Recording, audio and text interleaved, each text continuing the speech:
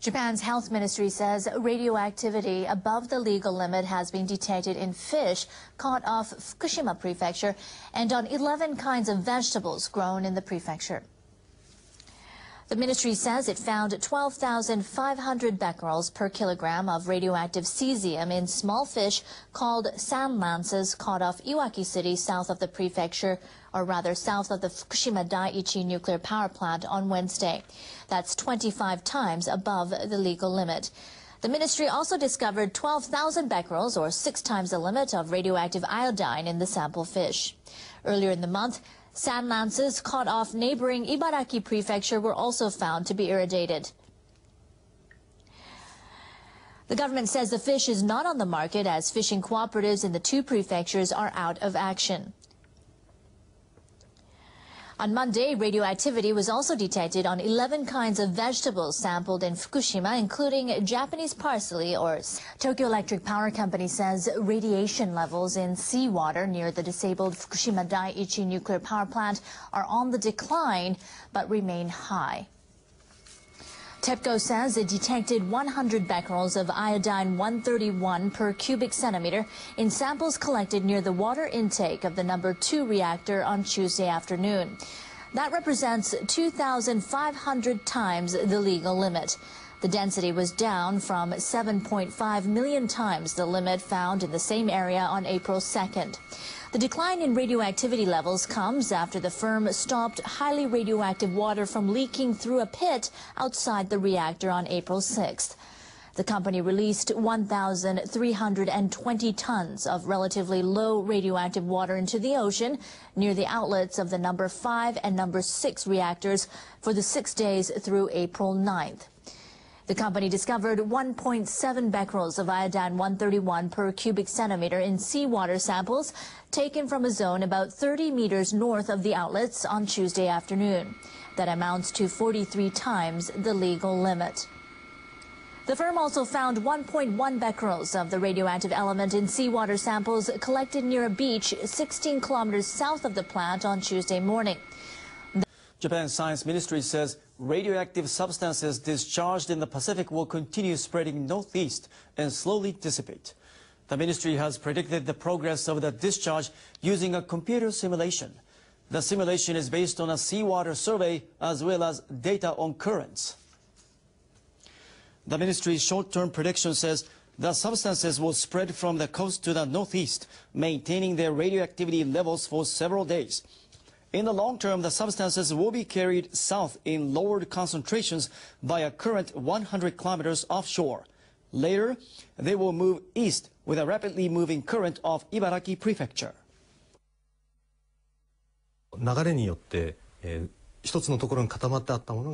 The concentration of radioactive substances in seawater is likely to decrease gradually. The dissipation is closely linked with the currents.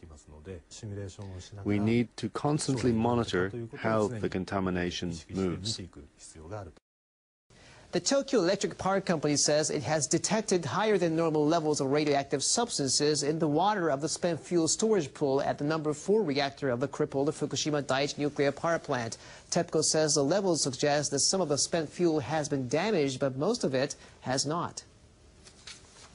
TEPCO measured the water temperature in the spent fuel storage pool on Tuesday using an extending arm on a special vehicle. It found that the temperature had risen to about 90 degrees Celsius. That's more than 50 degrees higher than the normal level. The company sprayed water to cool the fuel. It also analyzed samples taken from the pool water to determine whether the fuel has been damaged. TEPCO said on Wednesday that it found 220 becquerels of iodine-131 per cubic centimeter of water, as well as 88 becquerels of cesium-134 and 93 becquerels of cesium-137. The firm says the radioactive materials are usually produced by nuclear fission. The levels of radioactive substances in the storage pool are higher than those under normal circumstances. However, the figures themselves are not so high. Some of the fuel in the storage pool is likely to have been damaged, but the measured levels suggest that most of the fuel is undamaged. We will conduct a more detailed examination. On Tuesday, high levels of radiation measuring 84 millisieverts per hour were detected. This illustration put together by Japan's ministry shows the iodine-131 radiation spreading out into the Pacific Ocean. The iodine-131 is said to be 100 kilometers from the shoreline already. But if we look at this illustration, we can see in the red area right by Fukushima, we can see the orange area across the entire shoreline, and a yellow area that extends, like I said, well into the Pacific Ocean. They're saying 100 kilometers. What surprises me more is they're not saying anything about the plutonium radiation, the uranium radiation, the radiation that comes from the mock fuel, and they're saying very little about the cesium. Now, if we look at this illustration again, is the red area more of the plutonium and the uranium, and the orange area the flow of that? It could be. I know some of you would disagree by saying that the plutonium radiation, the uranium radiation is much heavier. But although it is heavier, it's still going to follow the flow pattern of the Pacific Ocean. But I disagree by saying it's going to follow the flow pattern exactly.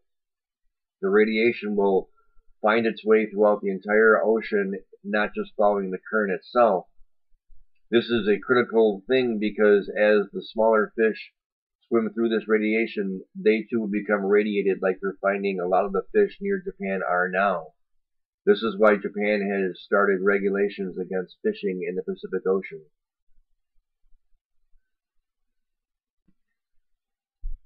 Another way the radiation is going to spread in the Pacific Ocean is from feeder fish like this. These fish were found to be highly radioactive while they were tested at a lab in Japan.